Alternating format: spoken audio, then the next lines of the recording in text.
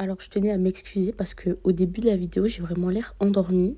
Je comprends pas pourquoi, mais je reste pas comme ça toute la vidéo, donc bon visionnage. Bonjour à toutes et à tous, c'est Cyrine. On se retrouve comme promis dans une nouvelle vidéo. Alors, sous l'un de mes TikTok, on m'a demandé de parler du beauty privilège. Alors, j'étais très flattée, hein, mon ego a kiffé.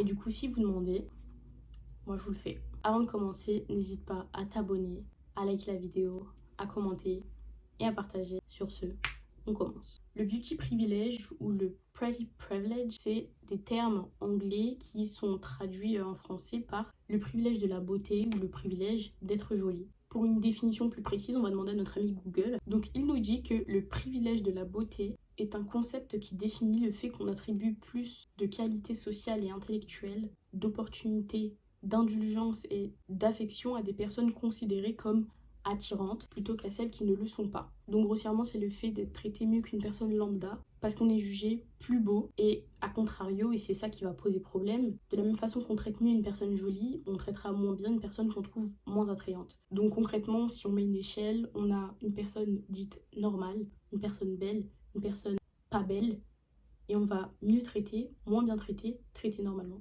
Mais le beauty privilège, concrètement, qu'est-ce que c'est? Dans cette vidéo, je pense pas qu'on va porter un jugement sur le concept du pretty privilege. On va plus s'attarder sur l'analyse, le pourquoi il s'applique et le comment il s'applique. On va essayer de comprendre concrètement d'où est-ce que ça sort et à quoi ça sert. En ce qui me concerne, bien que maintenant je ne le ressente plus, quand j'étais plus jeune, avec du recul, j'ai conscience que j'étais mieux traitée que les autres. Ça fait super prétentieux de dire ça comme ça, mais j'étais un beau bébé, j'étais une très jolie petite fille, j'étais une très mignonne préadolescente. Et là aussi, je suis pas moche. Et en fait, il a fallu que je tombe du coup sur ce commentaire qui m'a fait faire cette vidéo pour que tout s'aligne dans mon esprit et que je me dise oui, en fait, les moments où je me sentais valorisée, je savais que par exemple un animateur il me laisserait pas sur le côté, je savais que dans un groupe on me prendrait moi, je savais que j'aurais jamais pas d'amis. En fait, tous ces moments où je me sentais un peu spéciale, c'était juste parce que j'étais jolie, c'est tout. Donc maintenant, dans mon esprit, ça fait sens. Non, je n'étais pas un élu, j'étais juste jolie, comme il y avait d'autres petites filles jolies qui étaient traitées de la même façon que moi. Le beauty privilège pour l'homme et pour la femme est assez similaire. On profite de l'impression qu'on donne aux gens pour nous montrer charmants, courtois, séduisants.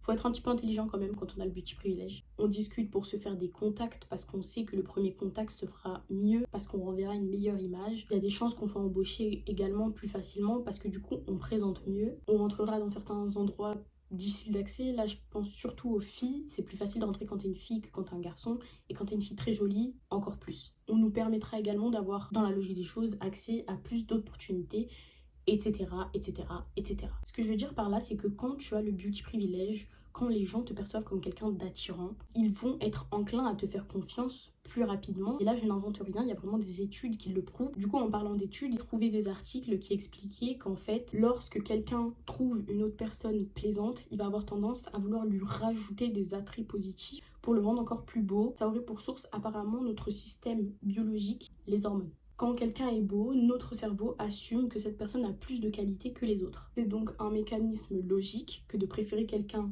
d'attirant à quelqu'un qui ne l'est pas. Mais ce n'est pas illimité, évidemment, et heureusement. Donc comme je l'ai dit précédemment, le beauty privilège, c'est extrêmement utile pour la première impression, mais après, il faut que le reste suive. Si une personne que vous ne connaissez pas et que vous trouvez attirante vient vous parler, vous n'allez pas vous dire « Oh, mais qu'est-ce qu'il me veut ? Oh, mais pourquoi cette personne vient me parler ?» Et ça, c'est le beauty privilège. Mais par contre, si cette même personne commence à agir étrangement, qu'elle est inintéressante, qu'elle est désagréable, qu'elle soit belle ou non, le désintérêt sera total. Là, je vais prendre un exemple, la jante féminine, parce que je suis une fille. On a souvent tendance à dire qu'un garçon beau est moins intéressant qu'un garçon moche, parce qu'en fait, il faudrait partir du principe que vu que le garçon est beau, il n'a jamais cherché à cultiver autre chose que son physique. Ou alors, il était vraiment super beau dès le début, il n'a même pas cherché à cultiver son physique. Alors que les garçons qui sont moches, et encore une fois, je mets des gros guillemets à moche, parce qu'on a tous des goûts différents et on ne peut pas vraiment dire si quelqu'un est moche ou quoi. Bon, du coup, un garçon qui aura moins de chance physiquement aura travaillé pendant des années sur son humour, sa personnalité, et finalement, il sera beaucoup plus intéressant et charismatique qu'un garçon qui est juste esthétiquement beau. Et c'est là où on se rend compte que le beauty privilège ne fait pas tout, parce que tu peux être beau, avoir le beauty privilège, du coup, première impression, et après, en fait, les gens se rendent rapidement compte qu'il n'y a rien d'autre que ton physique. Et là, le beauty privilège n'existe plus. Donc, être beau, être belle, oui, c'est bien. Oui, c'est un avantage, mais s'il vous plaît, ne vous appuyez surtout pas sur ça parce que c'est tellement éphémère. Et puis on est jeune, je sais pas quel âge vous avez, l'âge tu as là, à l'heure où tu regardes ma vidéo, mais la beauté ça dure pas et quand bien même on s'habitue à tout. Donc on va s'habituer à ton physique et si tu t'appuies que sur ça, tu iras nulle part en fait. L'important c'est l'intérieur, l'extérieur est important, attention. Ne soyez pas négligés, ne soyez pas sales, mais ne négligez pas votre intérieur. C'est comme quand on a un cadeau, le papier cadeau il est extrêmement beau donc on a absolument envie d'ouvrir le cadeau, mais quand on l'ouvre il n'y a rien dedans. Donc maintenant la partie la plus intéressante, vous me direz, comment avoir le beauty privilège. Alors, soit tu es né béni et tu es absolument magnifique de nature, soit tu vas devoir travailler dessus. Et là, je parle mentalement et physiquement. Parce qu'être beau, ce n'est pas que physique, comme je l'ai expliqué précédemment, mais ça se traduit également par le charisme, par le charme, et ça, je suis sûre que tout le monde peut attester. Et fort heureusement pour nous tous, ça se travaille. Donc, comment devenir charismatique?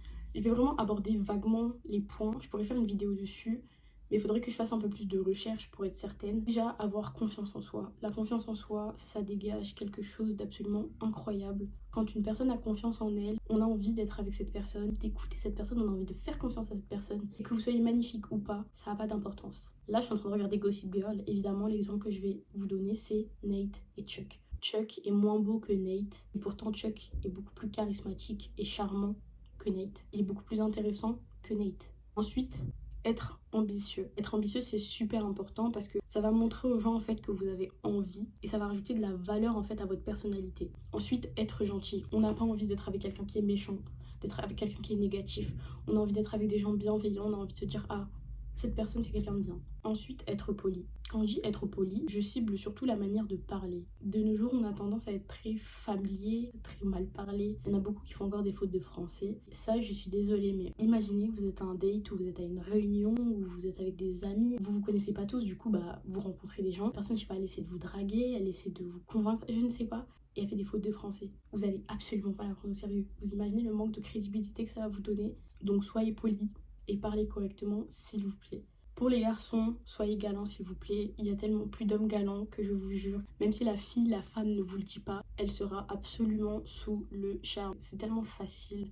Vous avez juste à faire ça parce qu'il n'y a personne qui l'est. Ensuite, comment avoir du charme? Le charme, je trouve que ça se joue plus dans la subtilité que le charisme. Pour moi, le charisme, c'est le fond, alors que le charme, c'est la forme. Ça veut dire, pour être charismatique, tu vas être ambitieux, tu vas avoir confiance en toi. Pour être charmant, tu vas plus être dans le parler lentement, parler correctement, regarder les gens dans les yeux quand tu leur parles, tenir le regard, s'habiller élégamment mais simplement. En fait, ça va plus se jouer dans la subtilité, vous voyez. Concrètement, si je devais faire une synthèse du charisme et du charme, je dirais ne pas en faire trop, avoir l'air naturel, rester courtois, gentil et utile. Donc voilà, je pense que j'ai fait à peu près le tour du beauty privilège. En vrai, je sais pas trop quoi ajouter de plus. On sait tous à peu près ce que ça donne. On a tous déjà vu ce concept en action. On l'a vécu, on n'a pas vécu. On l'a subi, on n'a pas subi. Je pense vraiment que j'ai fait globalement le tour de ça. Si vous voulez une autre vidéo sur le beauty privilège, que j'approfondisse certains points, que je parle de points que vous aimeriez que j'aborde, n'hésitez pas à me le dire. Je vous fais de gros bisous. Prenez soin de vous et à une prochaine vidéo.